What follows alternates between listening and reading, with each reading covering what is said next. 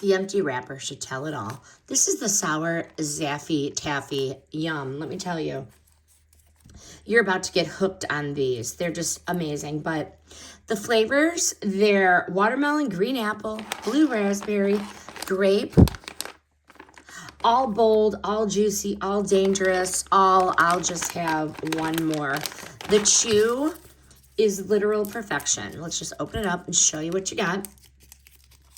It is soft enough to enjoy, firm enough to last, and zero of that chalky weirdness sometimes sugar-free candy, has. But I like these. Keto-friendly, dye-free, gluten-free.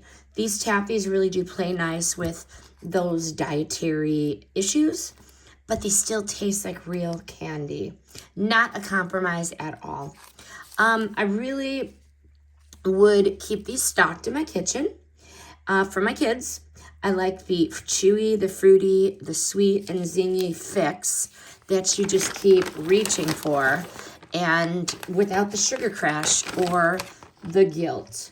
So if you want a sour taffy that really does taste like the real thing, but actually behaves, this bag is the one to toss straight in your cart.